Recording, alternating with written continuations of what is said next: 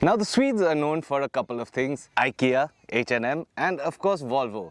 They're also known for being sustainable and some of the nicest people on the planet. But what it isn't known for is upending the established order and being a disruptor in the market. But this right here is the Volvo EX30, and it attempts to change all of that. My name is Dipayan, you're watching Auto Today, and this is our review of the upcoming Volvo EX30.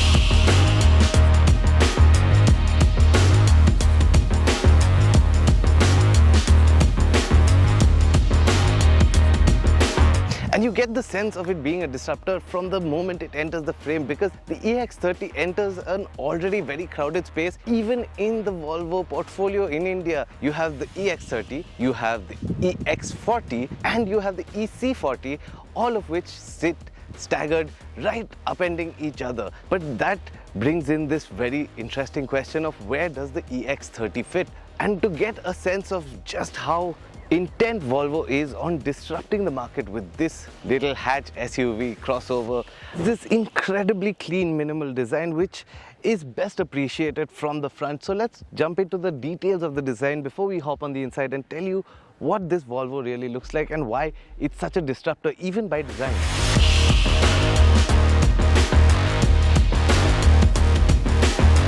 Did somebody say Swedish minimalism? Well, this is the EX30, and right from the front end you can tell just how minimal Volvo have tried to be with this car. Volvo is usually a minimal design brand, but when it comes to the EX30, I think they've pushed that envelope even further.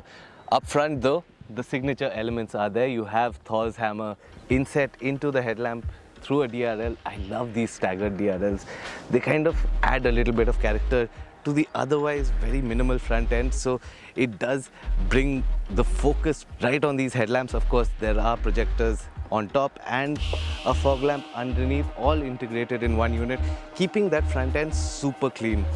Again, there are some aero slats, of course, to run cool air over the tires and the brakes to ensure that you have maximum efficiency of the tires and the brakes at all times. But otherwise, as you can see, the grille has been blanked out. You have a Volvo logo in the center, and generally the whole approach to design is very minimal, and that's something you get a sense of right from the front of the car. But once you step to the side, you get a sense of the silhouette and what exactly Volvo is trying to achieve with this EX30. And once you step on the profile, you get a look at these 19-inch aero-grade wheels, which, by the way, aren't wrapped in low-resistance tires. In fact, they're wrapped in Goodyear Efficient Grip 245 section, 45 profile, really nice, slim tires that are chunky enough for grip, but fill the wheel wells really, really well. And once you step on the side, you see some work in the metal, these nice indents, this prominent belt line, and of course a very, very, very minimal shoulder line that starts to come in at the end of the car. Overall, once you look at it in profile, you get a sense of the silhouette and the fact that even though Volvo categorizes it as an SUV, you get a sense that it is really a hatch crossover with a little bit of an additional space because it has an EV powertrain. Now, the opinions about the EX30's polarizing design get even more polarizing when you step to the C-pillar and you get a sense of what is really happening here. There's a coupe-style roofline that's really slanting down, but this car is essentially a hatchback, so you have a very large hatchback with this really strong shoulder line that adds to the presence and makes sure it looks buff and it earns its place as an SUV in Volvo's lineup. But once you step to the rear is where the design gets really, really cool.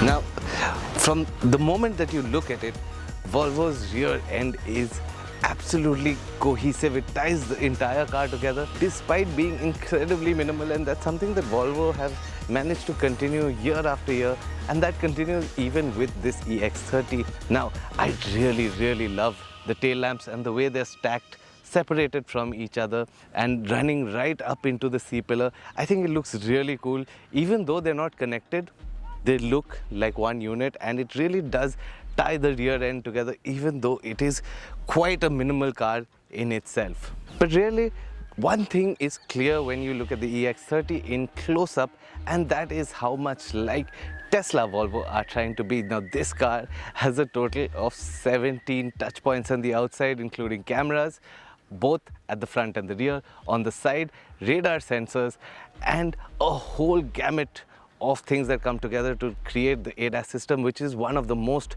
comprehensive in the world. And the fact that you get it right on the base entry point into the Volvo brand, the EX30. Now that shows you just how serious Volvo are about disrupting this segment and putting this product in a segment that has otherwise been unexplored.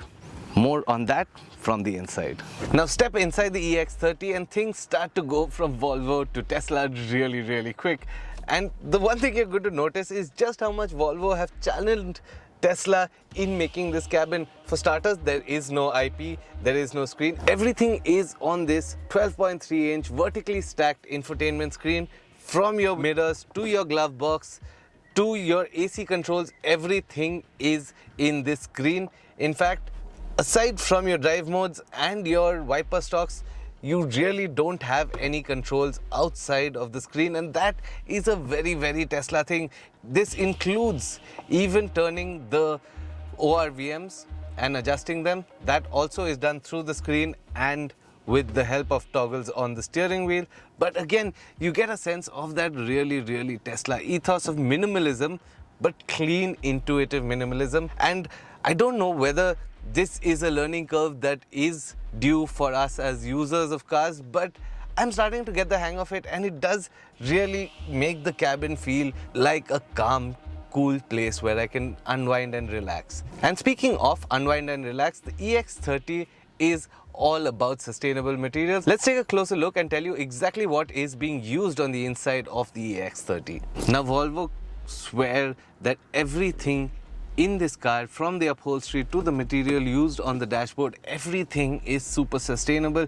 It's been recycled and reused and made to feel premium, and that is one thing that I can say without a doubt. Even if these materials are recycled, they feel premium, they feel upmarket, and for some reason they give the cabin a very calming sense to it. But of course, the EX30 is still a Swedish car, which means you get a whole lot of Swedish smart storage, including the glove box right here, which is a centrally mounted glove box, which is something that is very cool, especially if you're somebody who spends a lot of time in the driver's seat. It's a lot more accessible here, and it keeps this area clean. Even for when you have a passenger in front, it doesn't really hit their knees. I think it's a really smart addition. You have cup holders right here that slide in and slide out. You can slide them in for one cup holder or slide them all the way out for two. Extremely smart for when you're driving. Then there is this huge storage space at the bottom, which also opens out, has two USB Type-C chargers.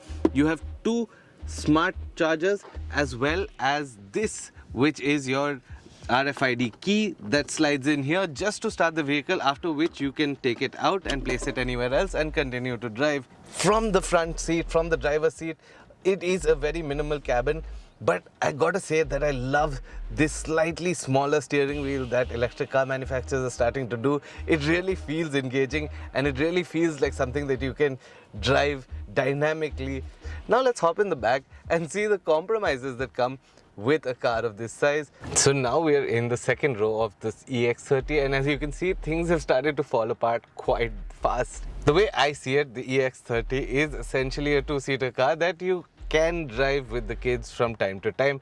For an adult, as you can see, the front seat is set to my seat back, and while I do have knee room, where things have gone horribly wrong is just how high the floor is and pushing my knees all the way up, which is an extremely uncomfortable position to sit, and I don't think I can do this for more than an hour or so. Under thigh support is completely lacking and has completely missed my thighs as my knees go for the sky. It is a very minimal second row. You get buttons for your mirrors, two USB Type-C ports, and this really cool removable bin with these reindeer Easter eggs on them. Those are kind of cool. But from a comfort perspective, this is not a place where you want to keep adults for a long period of time. Of course, behind this is the boot, and you do have 60-40 split for the seats. From a comfort perspective, without rear AC vents, with this glass roof, which does get pretty hot, even though today is an overcast day, I don't think the second row is a place where adults are going to be able to spend a long time. But again, the EX30, in my opinion, is that kind of car that you really have to spend in the front two seats. It's a two-seater car with the addition of a second row. And if you look at it from that perspective, it is an interesting hatchback. But one can wish for a slightly smarter design to the rear end so that there's more space and a little more comfort for the second row passengers.